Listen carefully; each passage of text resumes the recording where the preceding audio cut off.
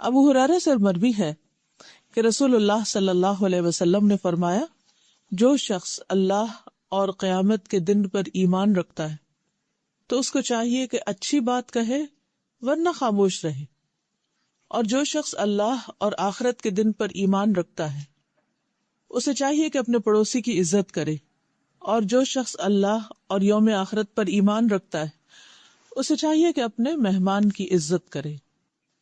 اس حدیث سے پتہ ہی چلتا ہے کہ ایمان کیا ہوتا ہے اور ایمان کے تقاضے کیا ہوتے ہیں۔ عام طور پر ہم جب لا الہ الا اللہ محمد الرسول اللہ پڑھ لیتے ہیں اور اپنے ایمان کا اقرار کر لیتے ہیں، یا یہ سٹیٹمنٹ یاد کر لیتے ہیں کہ آمنت باللہ وملائکتہ وکتبہ ورسلہ والیوم الآخر والقدر خیرہ وشرہ والبعث بعد الموت، کہ میں اللہ پر ایمان لایا، فرشتوں پر، کتابوں پر، رسولوں پر، آخری دن پر، اچھی بری تقدیر پر، اور مرنے کے بعد جی اٹھنے پر، تو ہم سمجھتے ہیں کہ اب ہم مسلمان ہو گئے، مومن ہو گئے، اور اب جنت ہمارے لیے واجب ہو گئی۔ لیکن یہ تو پہلا سٹیپ ہے، اس بات کا اقرار کرنا، دل سے ماننا اور زبان سے اس بات کو بولنا، دس از فرسٹ سٹیپ۔ ابھی تو راستہ شروع ہو رہا ہے، ابھی تو سفر شروع ہو رہا ہے ایمان کا۔ اصل ایمان کیا ہے کہ انسان دل میں بھی ان حقیقتوں کو مانے، زبان سے ڈکلیئر کرے، اور اس کے بعد اس کے مطابق اپنے عمل کو بدلے، تب ایمان مکمل ہوتا ہے۔ اور اگر کوئی شخص زبان سے کہتا ہے لیکن اس کا عمل اس کے خلاف ہے تو وہ اپنی ہی کہی ہوئی بات کو جھٹلا رہا ہے۔ تو آئیے دیکھتے ہیں کہ نبی صلی اللہ علیہ وسلم نے مومن ہونے کی کیا شرائط بتائی ہیں یہاں پر۔ تو اس سے پہلی چیز جو بتائی گئی وہ ہے کہ جو شخص اللہ اور آخرت کے دن پر ایمان رکھتا ہے، من کان یؤمن باللہ والیوم الآخر فلیقل خیرا، تو اسے چاہیے کہ منہ سے اچھی بات نکالے، اچھی بات کہے، او یا پھر لیصمت، خاموش رہے۔ یہ ایمان کا تقاضا ہے۔ ہمارا ایمان ہمیں اس بات کا سبق دیتا ہے کہ ہم اپنی زبان کے اعمال کو سنوار لیں، اور اسی طرح جو ایمان رکھتا ہے اسے چاہیے کہ وہ اپنے ہمسائے کی عزت کرے، اس کا خیال رکھے، اور جس کا ایمان ہے اسے چاہیے کہ وہ اپنے مہمان کی عزت کرے۔ جو شخص اس طرح کا ایمان رکھتا ہو اس کا ایمان اللہ تعالیٰ کو بھی پسند ہے، اللہ تعالیٰ کے ہاں بھی قبول ہے، اور اس کے بندوں کے لیے بھی خیر و برکت اور سلامتی کا باعث ہے۔ لیکن اگر کوئی شخص زبان سے یہ کہتا ہے کہ میں مانتا ہوں لیکن ان اصولوں پر عمل نہیں کرتا، ان چیزوں کو اپنی زندگی میں نہیں رکھتا، تو وہ ایک طرح سے اپنے ایمان کا خود مذاق اڑا رہا ہے، کیونکہ وہ جو کہتا ہے وہ کر نہیں رہا۔ جہاں تک اس بات کا تعلق ہے کہ زبان سے اچھی بات نکالے، فَلْيَقُلْ خَيْرًا، خیر کی بات کرے یا پھر چپ رہے۔ تو خیر کا کیا مطلب ہے؟ بھلی بات کا مطلب کیا ہے؟ تو خیر کی دو قسمیں ہوتی ہیں۔ نمبر ایک کہ وہ بات بذات خود اچھی ہو، جیسے اللہ کا ذکر ہے، تسبیحات ہیں، اللہ کی حمد و ثنا ہے، قرآن مجید کی تلاوت ہے، نفع مند علم سکھانا ہے، نیکی کا حکم دینا ہے، برائی سے روکنا ہے، یہ سب کچھ فی ذات ہی اچھا ہے۔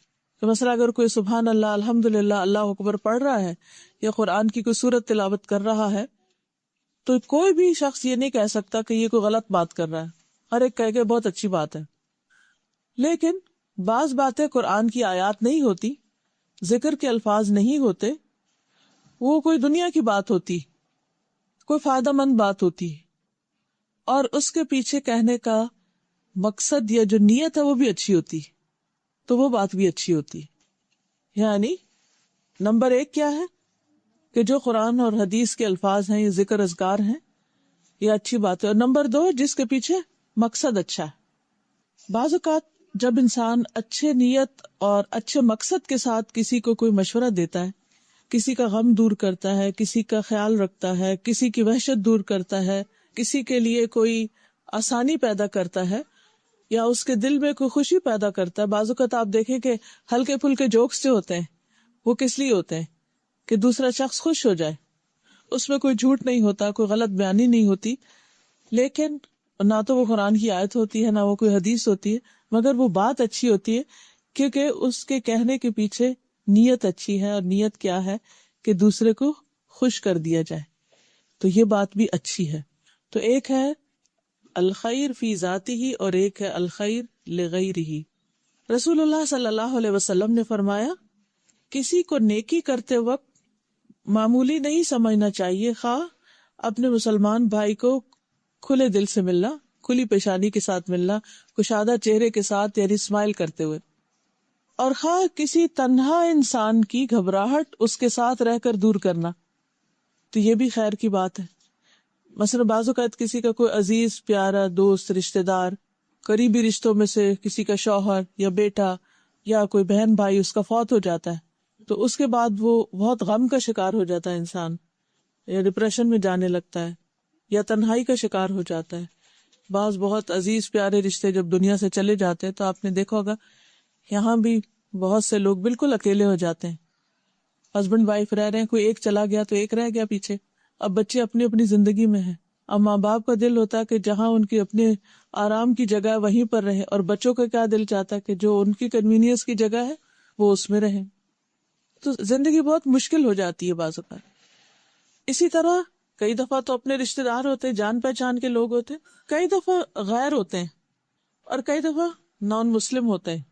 اب مثلاً آپ کو یہ معلوم ہے کہ آپ کے نیبر میں کوئی نان مسلم ہے، کوئی خاتون ہے، اکیلی ہیں، کوئی ان کے بچے نہیں، کوئی ان کے عزیز رشتہ دار نہیں، یہاں کوئی ان کا خیال رکھنے والا نہیں. تو اگر آپ اپنے وقت کا کچھ حصہ نکال کے ان کی خیر خبر معلوم کر لیتے ہیں، ان کے پاس جا کر کوئی بات کر دیتے ہیں، ان کی کوئی مدد کر دیتے ہیں، تو یہ ساری چیزیں خیر کی شمار ہوگی. خیر کا دائرہ بہت وسیع ہے، ضروری نہیں کہ وہ صرف مسلمان کے ساتھ ہو، خیر کسی کے ساتھ بھی کی جا سکتی. کوئی بھی لیونگ بینگ جو ہے اس کے ساتھ اچھا سلوک کرنا وہ خیر میں شامل ہو جاتا ہے. پھر اسی طرح جب پڑوسی کی بات آتی ہے، نیبرز کی بات آتی ہے، تو اس میں وہ نیبر بھی شامل ہیں جو پرماننٹلی آپ کے ساتھ رہ رہے ہیں، وہ نیبر بھی شامل ہوتے ہیں جو آپ کے پاس تھوڑی دیر کے لیے بیٹھتے ہیں. مثلا اگر آپ جو لوگ آپ سے چیئرز پہ بیٹھے ہیں تو ان میں سے ہر ایک بیٹھنے والا دوسرے کا نیبر بن رہا ہے. جار بالجنب، پہلو کا ساتھی، کمپینین. آپ مثلا بس میں ٹریول کر رہے ہیں، گاڑی میں جا رہے ہیں، کہیں جا رہے ہیں، کوئی شخص جو آپ کے ساتھ بیٹھا ہے وہ سب اسی میں آ جاتے ہیں، وہ آپ کے نیبرز بن جاتے ہیں تھوڑی دیر کے لیے، اور کچھ لوگ زیادہ دیر کے لیے. تو یہاں پر کیا کہا جا رہا ہے کہ اس کی عزت کرو، اس کا احترام کرو. یعنی جب کبھی بات چیت کرنی پڑے، کوئی معاملہ کرنا پڑے، تو اس میں روڈنس نہ ہو، اس میں احترام کا معاملہ ہو، اچھا معاملہ ہو، خیر کا معاملہ ہو.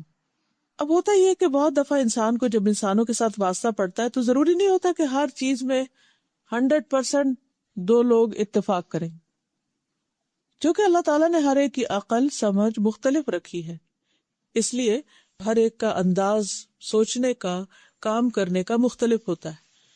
تو بہت دفعہ ایسا بھی ہوتا ہے کہ جب کوئی شخص ہماری سوچ سے مختلف کا ہوتا ہے یا اختلاف رائے ہوتا ہے بعض اوقات، تو اس میں ہم دوسرے کے نقطہ نظر کو سمجھتے نہیں یا پھر اس کو پازیٹیولی نہیں لیتے، جس کے نتیجے میں اختلاف بڑھتا ہے. جب اختلاف بڑھتا ہے تو بعض اوقات احترام کی حدیں پامال ہو جاتی. تو ہر مسلمان پر لازم ہے کہ وہ دوسرے مسلمان کا احترام کرے، اس کے ساتھ ڈیسنٹ رویہ اختیار کرے، غصے کا شکار نہ ہو، کیونکہ غصہ شیطان کی طرف سے ہوتا ہے اور شیطان انسان کا دشمن ہے. اور شیطان کیا چاہتا ہے کہ لوگوں کے تعلقات آپس میں خراب رہے. اسی لیے اللہ سبحانہ وتعالیٰ قرآن مجید میں ہمیں کیا حکم دیتے ہیں؟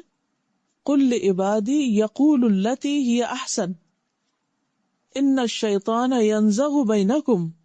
قُلْ کہہ دیجئے، لِعِبَادِی میرے بندوں کو، یقولو وہ کہیں، الَّتِی ہِیَ أَحْسَنُ وہ بات جو اچھی ہو، یعنی جب بات کریں تو اچھی بات کریں. کیوں؟ اس لیے کہ ان الشیطان ینزغ بینکم، شیطان تمہارے درمیان پھوٹ ڈلواتا ہے. اور اس پھوٹ کا آغاز کہاں سے ہوتا ہے؟ ایک دوسرے کو رسپیکٹ نہ دینے سے، ایک دوسرے کے ساتھ اچھی طرح بات نہ کرنے سے. تو اس لیے یہ معمولی بات نہیں، یہ ایمان کا تقاضا ہے. اگر ہم اچھی طرح بات نہیں کریں گے، احترام نہیں دیں گے، تو اس سے ایمان میں خلل واقع ہو جائے گا، جڑیں ہل جائیں، بنیادیں ہل جائیں گی. اب آپ دیکھیے کہ ایک شخص اللہ کے سامنے جا کر کھڑا ہوتا ہے اور ایک ناقص ایمان کے ساتھ، تو اس کی کیا ویلیو ہوگی، کیا قدر و قیمت ہوگی. پھر اسی طرح جب پڑوسی کا احترام ہے تو صرف بات کے ساتھ احترام نہیں، بلکہ اس کی ضروریات کا خیال رکھنا اور اس کے ساتھ اچھا سلوک کرنا موقع کی مناسبت سے. اور پھر فَلْيُكْرِمْ ضَيْفَهُ، مہمان کی عزت کرنا. یعنی خواہ کوئی آپ کے گھر میں مہمان ٹھہرا ہوا ہے یا ویسے آپ کے علاقے میں کوئی مسافر ہے، اجنبی ہے، کوئی مسجد میں آ کے ٹھہرا ہے یا کسی بھی طرح، یعنی کوئی بھی ایسا شخص جو کسی جگہ کا پرماننٹ ریزیڈنٹ نہ ہو، مسلسل وہاں رہنے کے لیے نہ ہو، اس کا گھر وہاں نہ ہو، تو ایسا شخص جو ہے وہ مہمان کے زمرے میں آتا ہے. عام طور پر یہ ہوتا ہے کہ مہمان اگر رشتہ دار ہو تو لوگ رشتہ داری کا حق سمجھ کے اس کے ساتھ اچھا سلوک کرتے ہیں، لیکن بعض اوقات مہمان رشتہ دار نہیں ہوتا، کوئی دوست ہو سکتا ہے، کوئی جان پہچان کا شخص ہو سکتا ہے. اور بعض اوقات یہ بھی ہوتا ہے کہ نہ وہ رشتہ دار ہے نہ وہ دوست ہے، وہ جان پہچان کا بھی نہیں، اجنبی ہے. مثلاً آپ لوگ یہاں پر رہتے ہیں، کسی کے کوئی رشتہ دار پیچھے سے آتے ہیں، تو اب آپ کے رشتہ دار ہیں لیکن آپ کے نیبرز کے وہ رشتہ دار نہیں، آپ کے نیبرز ان کو نہیں پہچانتے یا ایک دوسرے کو نہیں جانتے. تو ایسے میں کیا ہوتا ہے کہ جو شخص دور سے آنے والا ہوتا ہے، کسی اور علاقے سے آنے والا ہوتا ہے، پھر وہ ایک وحشت سی محسوس کرتا ہے، گھبراہٹ محسوس کرتا ہے، بعض اوقات ان وانٹیڈ اور ان ویلکمنگ رویہ ہوتا ہے. تو یہ چیز مسافر کو تکلیف دیتی ہے یا انسان اس کو توجہ نہیں دیتا. اب مسئلہ آپ دیکھیے، جیسے کسی شادی میں، کسی فنکشن میں آپ لوگ اکٹھے ہوتے ہیں تو عموماً کیا ہوتا ہے کہ سب لوگ ان کو اچھی طرح مل رہے ہوتے ہیں جو جان پہچان کے ہوتے ہیں، اس کے گلے لگ رہے ہوتے ہیں اور ویلکم کر رہے ہوتے ہیں اور ایک دوسرے کو پوچھ رہے ہوتے ہیں. لیکن جو ان نون شخص ہوتا ہے، اجنبی شخص ہوتا ہے، اس کو دور سے دیکھتے ہیں اور اس چل پڑتے ہیں، یعنی خود آگے بڑھ کر اس کو کوئی سلام نہیں کرتا. اسلام ہمیں کیا سکھاتا ہے کہ جو شخص آپ کے ساتھ اسلام کے رشتے میں بندھ گیا، وہ چاہے آپ اس کو جانتے ہو یا نہیں جانتے، اس کے ساتھ ملو جاؤ، کہ ہر اس شخص کو سلام کرو جس کو تم جانتے ہو اور اس کو بھی کرو جس کو نہیں جانتے. انسانیت کے رشتے میں تمہارا تعلق ہے، اس کے اسلام کے رشتے میں اس کے ساتھ تمہارا تعلق ہے. اس لیے بہت ضروری ہے کہ انسان انسانی جذبات کو سمجھ کر معاملہ کرنے والا اور انسانوں کے ساتھ بہترین سلوک کرنے والا ہو. یہی ہمارے دین کی تعلیم ہے. نبی صلی اللہ علیہ وسلم کے پاس جب کوئی آتا تھا تو بعض اوقات کوئی جان پہچان کا نہیں ہوتا تھا، آپ صلی اللہ علیہ وسلم کبھی اپنے گھر اس کو مہمان کے طور پر لے جاتے، کبھی صحابہ میں سے کوئی لے جاتا. تو یہ شرط نہیں رکھی گئی کہ کوئی رشتہ دار یا واقف انسان ہی ہو. تو اس حدیث سے ہمیں بہت ہی خوبصورت اور کام کی باتیں پتہ چلتی. پہلی بات، خیر کے علاوہ خاموش رہنا واجب ہے. فضول باتوں پہ زبان نہ کھولی جائے، گالی گلوچ پہ زبان نہ کھولی جائے، بے مقصد باتیں نہ کی جائیں، کیونکہ زبان اللہ کی نعمتوں میں سے ایک بہت بڑی نعمت ہے جو انسان کو ملی ہے. اللہ تعالیٰ قرآن مجید میں فرماتے ہیں، الرحمن علم القرآن خلق الانسان علمہ البیان. یہ ایک ایسی نعمت ہے جو جانوروں کو نہیں ملی ہے. ان کی آوازیں کتنی مبہم سی ہوتی ہیں جو سمجھ میں نہیں آتی. تو جب کوئی نعمت ملتی ہے تو پھر اس کا حق ادا کرنا بھی ضروری ہوتا ہے. اب آپ دیکھیے کہ 3 کیٹیگریز ہو گئی پھر بات کی، خیر، لغو اور شر. یعنی اچھی بات، بیچ پہ نیوٹرل بات، نہ اچھی ہے نہ بری ہے لیکن اس کا فائدہ کچھ نہیں. اور تیسری جو ہے شر ہے. تو ہمیں کیا کہا گیا؟ یہ نہیں کہا گیا کہ آپ اگر خیر نہیں تو لغو، ادھر ادھر کی باتیں کرے جاؤ کچھ نہ کچھ بولتے رہو. یہ نہیں کہا گیا، بلکہ جو کامیاب ہونے والے لوگ ہیں، جنت کے وارث، ان کی صفات جو سورۃ المؤمنون میں بتائی گئی ہیں وہ کیا؟ قد افلح المؤمنون الذین هم فی صلاتهم خاشعون والذین هم عن اللغو معرضون. کہ جو کامیاب ہونے والے مومن ہیں وہ فضول باتوں سے پرہیز کرتے ہیں، لغو سے یعنی بیکار. لغو وہ چیز ہوتی ہے جس کا نہ دنیا میں فائدہ نہ آخرت میں فائدہ، بیکار قسم کی باتیں. اور تیسری چیز جو ہے وہ شر ہے، اور شر میں بہت کچھ آ جاتا ہے. یعنی خیر کے علاوہ جو کچھ ہے وہ پھر شر ہی ہے. اب خیر کی بات تو مطلوب ہے، اگر کسی کو خیر کی بات کوئی آتی ہے تو اسے کرتے رہنا چاہیے، لیکن اس کا بھی ایک موقع محل ہوتا ہے، ہر وقت ہی نہیں کرنی چاہیے. اپنے طور پر اب ذکر اللہ کا کرتا رہے تو ٹھیک، ورنہ لوگوں کو بہت زیادہ آیات اور احادیث ہر وقت سنا کے ان کو بیزار نہیں کرنا چاہیے، خاص طور پر جب وہ سننے کے موڈ میں نہ ہو، کیونکہ اس سے قرآن پاک کی بے ادبی ہوتی، کہ کوئی اس کو لینا نہیں چاہتا، کوئی اس کو سننا نہیں چاہتا، اور آپ بے وجہ اور بے وقت سنائے چلے جا رہے ہیں۔ پھر اس میں آپ دیکھیے کہ اگر آپ اپنی بات کو ویلیو کریں کہ آپ کی بات کس کیٹیگری میں ہے، مثلاً کیا وہ سونے جیسی بات ہے، یا چاندی جیسی ہے، یا پیتل جیسی ہے، یا ایسے مٹی جیسی ہے، کون سی ہے، کس قسم کی ہے۔ تو مثال کے طور پر جب آپ کی بات سونے جیسی ہو تو ضرور کریں، چاندی جیسی بھی ٹھیک ہے، لیکن بالکل مٹی جیسی بات جو دوسروں کے لیے تکلیف ہی کا باعث ہو، وہ نہیں۔ پھر اسی طرح اگر بولنے کی قیمت سونا ہو اور خاموش رہنے کی چاندی ہو تو پھر بولنا چاہیے، لیکن اگر خاموش رہنے کی قیمت سونا ہو اور بولنا چاندی ہو تب بھی خاموش رہنا بہتر ہے، کیونکہ سونے کو پریفر کرتا ہے انسان چاندی کے اوپر۔ اور ویسے بھی یہ ہے کہ انسان کی جو بات ہے وہ بات کر کے گوانے والی بات نہ ہو، تو انسان ہمیشہ یہ سوچے کہ جو کچھ میں کہنے والا ہوں اس کا آگے فائدہ کتنا ہونے والا ہے، یہ کہاں جا کے بیٹھے گی، اس کا نتیجہ کیا ہوگا۔ تو عقل مند وہ ہے جو سوچ سمجھ کے بولے، ضرورت کا بولے، بے وقت نہ بولے، بے فائدہ نہ بولے، اور شر کی قسم کی تو کوئی بات نہ بولے۔ اب آپ دیکھیے کہ شر بھی دو طرح کا ہے، ایک وہ شر ہے جو فی ذاتی ہی شر ہے، جیسے جھوٹ ہے، غیبت ہے، گالی گلوچ ہے، کوئی ڈاؤٹ ہی نہیں اس میں کہ شر ہے۔ لیکن کچھ اچھی باتیں جن کا مقصد پیچھے غلط ہے، یعنی بظاہر دیکھنے میں اسٹیٹمنٹ میں نہ جھوٹ ہے نہ غیبت ہے نہ کچھ، لیکن جو کہنے والا ہے وہ کیا اس مقصد سے رہا ہے کہ وہ کسی کو ذلیل کرے، کسی کو تانا دے، کہنے کو سینٹینس بالکل اسٹریٹ فارورڈ سینٹینس، لیکن وہ کسی کو اس طرح سنا رہا ہے کہ اس کو اذیت دے۔ عام بندے کو نہیں پتا، لیکن جس کو سنا رہا ہے اس کو خوب پتا ہے کہ کس کو سنا رہا ہے، اور اس نیت سے سنا رہا ہے کہ اس کو ٹارچر کرے۔ اگر یہ نیت نہیں تو پھر اللہ کے ہاں وہ شر نہیں لکھا جائے گا، لیکن اگر نیت ہے کہ دوسرے کو ذلیل کرے تو یہ اس سے بدترین نیت اور اس سے بدترین بات کوئی نہیں ہو سکتی، اس سے بچنا چاہیے۔ پھر اسی طرح یہ ہے کہ بعض اوقات انسان کہنے کو ایک بات کہہ رہا ہوتا ہے جس کے کہنے میں کوئی حرج نہیں ہوتا، اور بظاہر دیکھنے میں دوسرے کو بڑا خوش بھی کر رہی ہوتی ہے، لیکن وہ ایگزیجریشن پر مبنی ہوتی ہے، حقیقت نہیں ہوتی، صحیح بات نہیں ہوتی، یعنی پوری نپی تلی بات نہیں ہوتی۔ اب وقتی طور پر آپ کسی کو بہت تعریف کر کے، بہت اس کی خوبی بیان کر کے خوش بھی کر دے، لیکن یو ڈونٹ مین اٹ، صرف اوپر اوپر سے باتیں کر رہے ہیں، تو وہ بھی اچھی بات نہیں۔ تو ہر شخص پھر کہاں سے پوچھے؟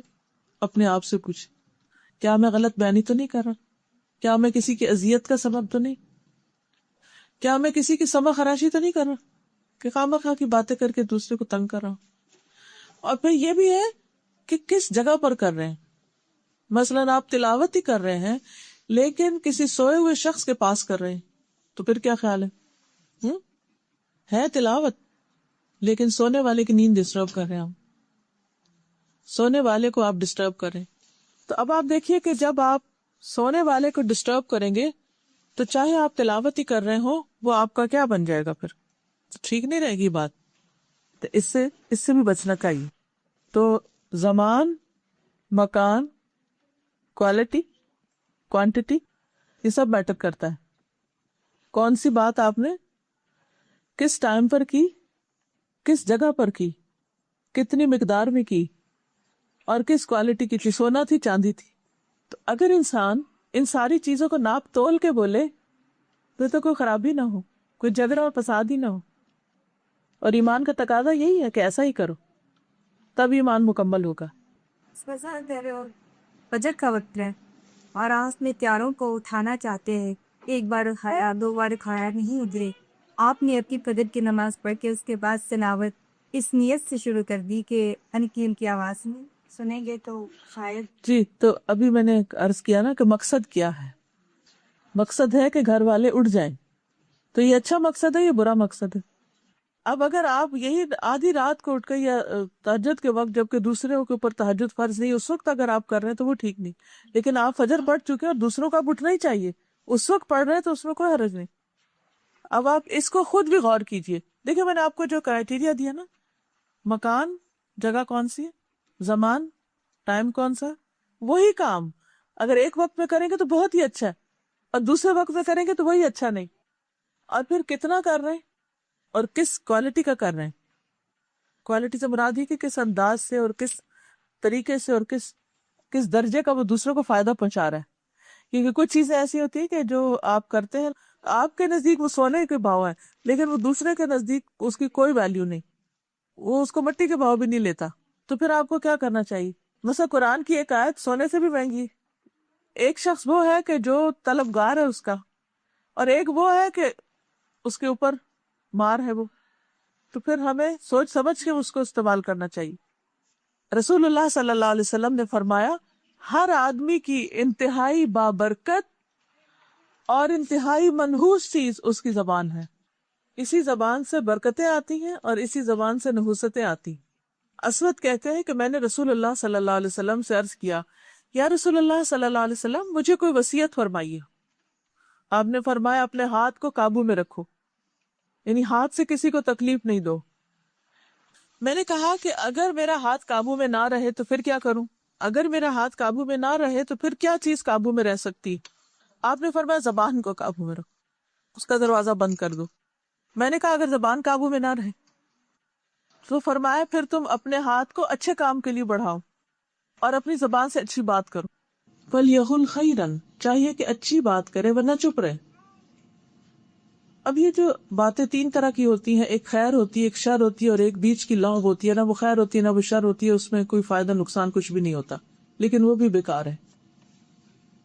تو ہمیں اچھی بات کرنی چاہیے، اور اچھی بات جو ہے وہ یا فی ذاتی ہی اچھی ہوتی ہے یا لغیری ہی اچھی ہوتی.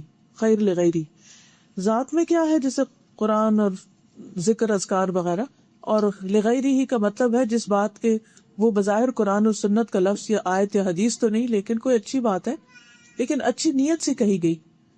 اب کوئی بھی بات اگر اچھی نیت سے نہیں کہی گئی تو وہ اچھی نہیں ہوتی. ہاں اگر اچھی نیت کے ساتھ آپ نے اچھی بات کہی ہے جس میں کسی کو کوئی فائدہ پہنچ رہا ہے تو وہ بات آپ کے لیے صدقہ شمار ہوگی. حدیث میں آتا ہے الکلمۃ الطیبۃ صدقہ، اچھی بات کرنا بھی صدقہ. رسول اللہ صلی اللہ علیہ وسلم نے فرمایا جہنم سے بچو خواہ آدھی کھجور صدقے میں دے کر. اور اگر کسی کو یہ بھی میسر نہ ہو، آدھی کھجور نہیں ہے اس کے پاس، تو بھلی بات کر کے، اچھی بات کر کے بھی جہنم سے بچا جا سکتا ہے، کیونکہ وہ صدقہ ہے. کچھ لوگوں کے پاس مال ہوتا ہے، کچھ لوگوں کے پاس علم ہوتا ہے، کسی کے پاس حکمت ہوتی ہے، کوئی اچھا مشورہ ہوتا ہے. تو جب آپ صحیح وقت میں صحیح جگہ پر صحیح بات کرتے ہیں اور اس سے دوسرے کو فائدہ پہنچ جاتا ہے، کسی کا غم دور ہو جاتا ہے، کسی کی پریشانی دور ہو جاتی ہے، کسی کو کوئی راہ مل جاتی ہے، تو اس سے اس شخص کو جو فائدہ پہنچے گا وہ سارا آپ کے حصے میں ثواب لکھ لیا جائے گا، کیونکہ آپ اس کا ذریعہ بنے، آپ اس کا سبب بنے. پھر اسی طرح اچھی بات انسان جب زبان سے نکالتا ہے اور انسان کو بعض اوقات پتہ ہی نہیں ہوتا کہ وہ کتنی ویلیوبل بات ہے، اور اس کا دھیان بھی اس طرف نہیں جاتا، تو اللہ سبحانہ تعالیٰ اس کی وجہ سے اس کے بے پناہ درجات بڑھا دیتا ہے. اسی طرح بعض اوقات انسان کو ایسی بات زبان سے نکالتا ہے، اس کو خیال بھی نہیں ہوتا کہ یہ کوئی بہت بری بات ہے، لیکن اس کی وجہ سے انسان جہنم کی گہرائیوں میں چلا جاتا ہے. تو ہمیشہ انسان سوچ سمجھ کے بات کرے. رسول اللہ صلی اللہ علیہ وسلم نے فرمایا کوئی شخص اللہ کو راضی کرنے والی ایک بات کرتا ہے جو اللہ تعالیٰ کو خوش کر دیتی، وہ نہیں سمجھتا کہ اس کا اثر وہاں تک ہوگا جہاں تک ہو جاتا ہے حقیقت، کہاں کہاں تک وہ بات فائدہ دے جاتی. اس بات ہے صرف بات، لیکن اس بات کی وجہ سے اللہ تعالیٰ قیامت تک کے لیے اس بندے کے حق میں اپنی خوشنودی لکھ دیتا ہے، میں اس بندے سے راضی ہو گیا. تو اس لیے یہ جو ٹول ہے نا ہمارے پاس زبان کا، یہ کوئی معمولی چیز نہیں ہے، وہ بہت بڑی چیز ہے. اب ڈپینڈ کرتا ہے کہ ہم اس کو استعمال کیسے کرتے ہیں. ایک اور حدیث میں آتا ہے کہ سلام عام کرنا، اچھا کلام کرنا ایسے اعمال ہیں جو بخشش کو واجب کر دیتے ہیں. آپ کے لیے لکھی جاتی ہے بخشش، لیکن اس کے لیے کیا ہے کہ کوئی آپ کو سلام کرے یا نہ کرے، خود آگے بڑھ کے کرے، اور پھر جب بات کرے تو اچھی طرح بات کرے، پیار سے بات کرے. ہانی بن یزید کہتے ہیں میں نے کہا اے اللہ کے رسول صلی اللہ علیہ وسلم کون سی چیز جنت کو واجب کرتی، یعنی کوئی ایسی چیز ہو بس مجھے گارنٹی مل جائے کہ جنت میں پہنچ جاؤ. آپ نے فرمایا بس تم عمدہ کلام اور کھانا کھلانے کو لازم پکڑ لو، اگر واقعی جنت میں جانا چاہتے ہو تو یہ دو کام کرو. رسول اللہ صلی اللہ علیہ وسلم جب سب سے پہلے مدینہ میں تشریف لے گئے تو آپ نے جو پہلی تعلیم دی تھی جس کو سن کر عبداللہ بن سلام مسلمان ہو گئے تھے وہ کیا تھی کہ لوگوں سلام پھیلاؤ، اچھی گفتگو کرو، رشتہ داریوں کو جوڑو، اور راتوں کو جب لوگ سو رہے ہوں تو تم قیام کرو، تم سلامتی کے ساتھ جنت میں چلے جاؤ گی. ایک اور جگہ پر آتا ہے کہ جنت میں ایسے بالا خانے نے اوپر بلند مقامات پر گھر ہیں جن کا اندر کا حصہ باہر سے اور باہر کا حصہ اندر سے نظر آتا ہے، جیسے گلاس ہاؤسز ہوتے ہیں.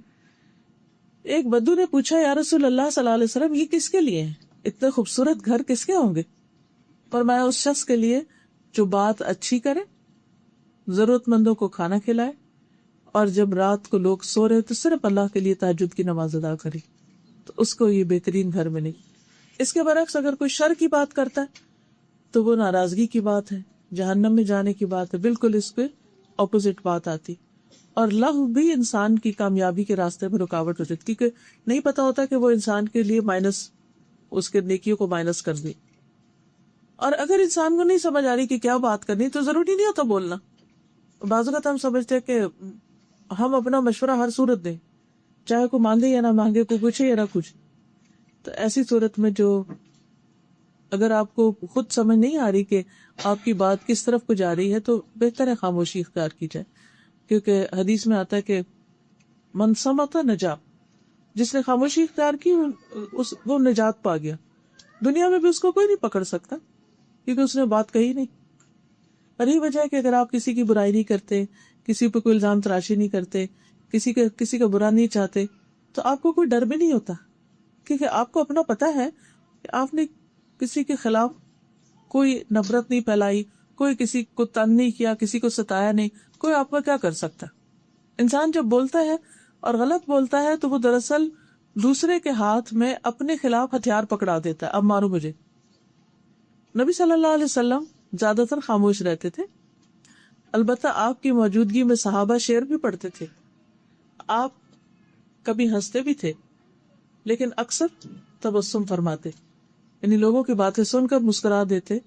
کبھی ہنسی بھی آتی ہے آپ کو، لیکن زیادہ تر آپ خود اس میں، یہ نہیں کہ انہوں نے شعر پڑھنے شروع کیا تو آپ بھی شروع ہو گئے، ایسا نہیں کرتے تھے، کیونکہ آپ کا مقام کچھ اور تھا.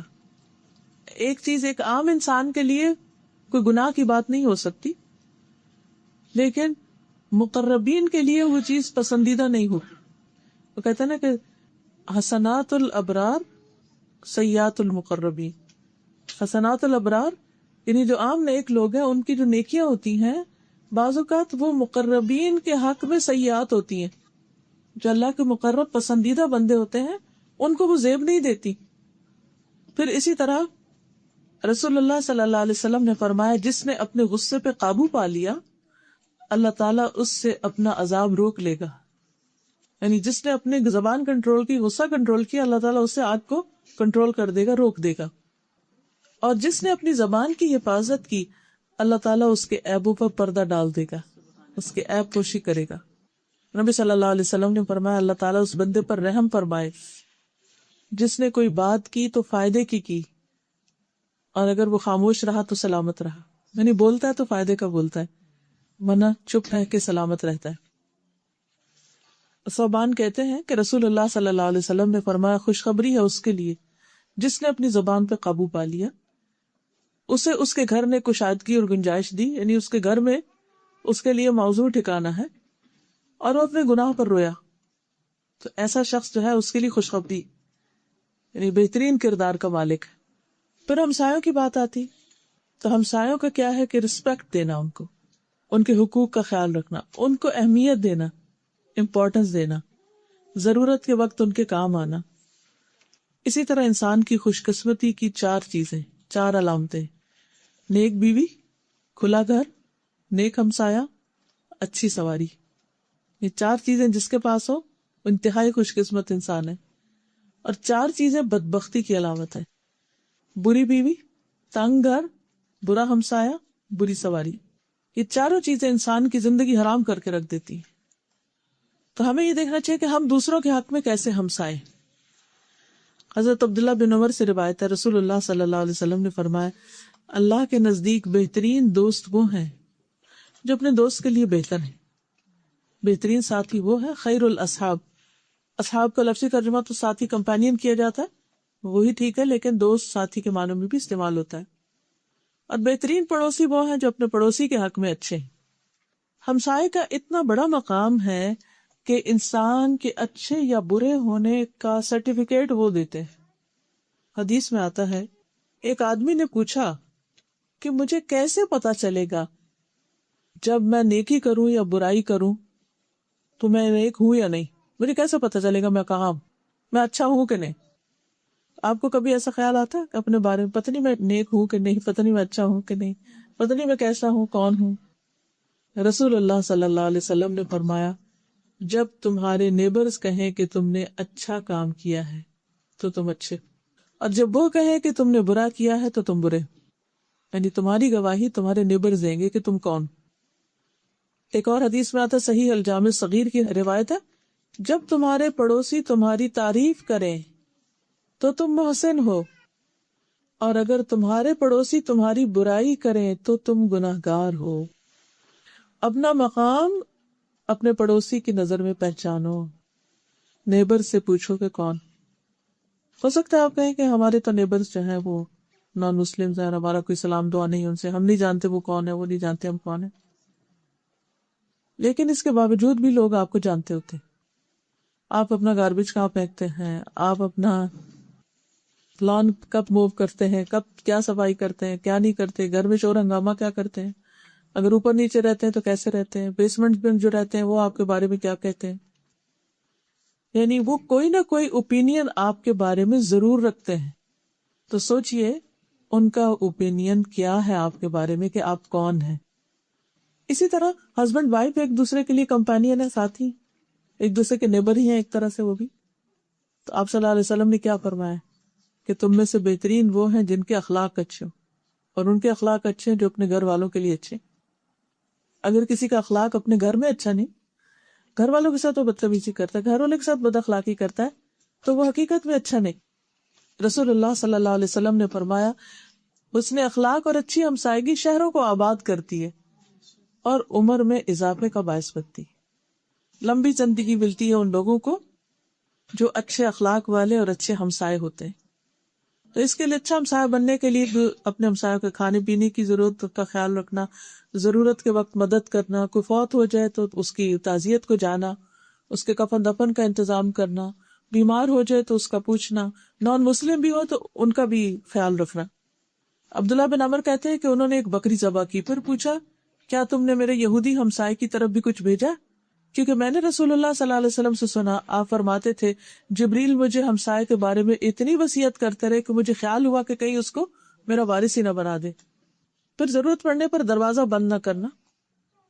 پھر اسی طرح اس کو اگر دیوار میں کونٹی کاٹنے کی ضرورت ہے یا کہیں کچھ کسی قسم کی ہیلپ چاہیے تو اس میں مدد دینا۔ پھر اذیت دینے سے بچنا۔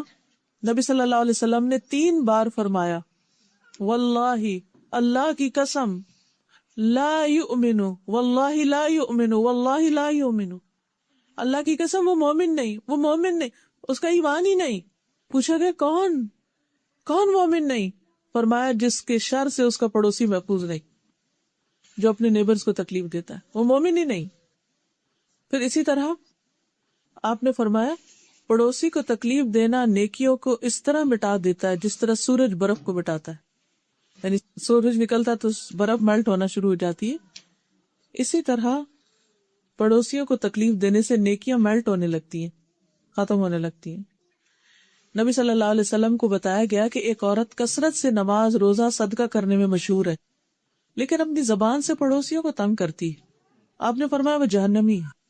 پھر کہا گیا یا رسول اللہ صلی اللہ علیہ وسلم، فلاں عورت نماز، روزہ، صدقے کی کمی کا شکار ہے، یہ نہیں فرض نہیں ادا کرتی، یعنی وہ تو ایکسٹرا نہیں کرتی، لیکن وہ صرف پنیر کے چند ٹکڑے صدقہ کرتی ہے، لیکن اپنی زبان سے ایک پڑوسیوں کو تکلیف نہیں دیتی، فرمایا وہ جنتی۔ اللہ سبحانہ تعالیٰ چاہتے کیا ہے کہ جو اس کی مخلوق زمین پر رہتی ہے وہ سارے ایک دوسرے کے ساتھ اچھی طرح پیار سے، محبت سے، خوش اخلاقی کے ساتھ رہیں۔ مسند احمد کی روایت ہے، وہ شخص جنت میں داخل نہ ہوگا جس کا ہمسایہ اس کی شرارتوں سے محفوظ نہیں۔ قیامت کے دن سب سے پہلے جو جگڑنے والے اللہ کے حضور حاضر ہوں گے وہ 2 ہمسائے ہوں گے۔ تو رسول اللہ صلی اللہ علیہ وسلم نے دعا بھی مانگی ہے کہ اللہ تعالیٰ برے ہمسائے سے پناہ دے۔ پھر مہمان نوازی آتی، بقدر استطاعت انسان اپنے مہمان کا خیال رکھے۔ حضرت ابراہیم علیہ السلام کا واقعہ قرآن مجید میں آتے کہ کس طرح انہوں نے اپنے مہمانوں کا خیال رکھا۔ پھر یہ ہے کہ جب حضرت ابراہیم کے پاس مہمان آئے تو وہ فوراً گئے اور جا کے بھنا ہوا بچڑا لے کر آئے۔ جب انہوں نے کھایا نہیں مہمانوں نے تو تب انہیں پریشانی لاحق ہوئی۔ پھر اسی طرح اگر کوئی نان مسلم بھی مہمان ہو تو اس کی بھی عزت کرنی چاہیے۔ نبی صلی اللہ علیہ وسلم نے فرمایا اس شخص میں کوئی خیر نہیں جو مہمان نواز نہیں۔ پھر اسی طرح 1 دن رات خوب خاطر مدارت کا حکم ہے اور 3 دن تک مہمانی ہوتی ہے، اس کے بعد وہ گھر کے فرد کی طرح ہوتا ہے۔ پھر 3 دن سے زیادہ میزبان کو تکلیف میں ڈالنا بھی جائز نہیں، الا یہ کہ کوئی بہت مجبوری ہو تو کسی کے گھر میں انسان ٹھہرے ورنہ نہ ٹھہرے۔ پھر اسی طرح یہ ہے کہ ایک کا مہمان سب کا مہمان ہوتا ہے، یعنی اگر کوئی کسی ایک گھر میں مہمان آیا تو وہ سارے نیبرز کے لیے، سب کے لیے مہمان ہوگا۔ تکلف کی ممانعت کی گئی کیونکہ رسول اللہ صلی اللہ علیہ وسلم نے فرمایا نہینا عن التکلف، ہمیں تکلف سے روکا گیا ہے کیونکہ اس طرح دوسرے کا رہنا بھی مشکل ہو جاتا ہے اور دوسرا انکمفرٹیبل ہو جاتا ہے۔ اصل اچھی مہمانی وہی ہے کہ جس کے ساتھ دوسرا تکلیف میں نہ پڑے، کمفرٹیبل رہے۔ تو یہ چند باتیں مہمانی کے بارے میں ہیں اور ایمان کا تقاضا ہے۔ تو ہمارا اسلام اور ایمان اور دین اور اخلاق یہ سب ہمارے ایکشن سے پتہ چل گا۔ اور کبھی ونس اپان اے ٹائم کوئی کسی کو ملتا ہے تو اتنی بات نہیں ہوتی، لیکن جو روز ملے، ساتھ رہے، ان کا ایک دوسرے پر حق زیادہ ہو جاتا ہے۔ تو اللہ تعالیٰ سے دعا ہے کہ وہ ہمیں عمل کی توفیق عطا۔ سبحان اللہ والحمد للہ ولا الہ الا اللہ واللہ اکبر ولا حول ولا قوة الا باللہ العلی العظیم۔ اللہم صلی علی محمد وعلی آل محمد کما صلیت علی ابراہیم وعلی آل ابراہیم انک حمید مجید۔ اللہم بارک علی محمد وعلی آل محمد کما بارکت علی ابراہیم وعلی آل ابراہیم انک حمید مجید۔ ربنا آتنا فی الدنیا حسنۃ وفی الآخرۃ حسنۃ وقنا عذاب النار۔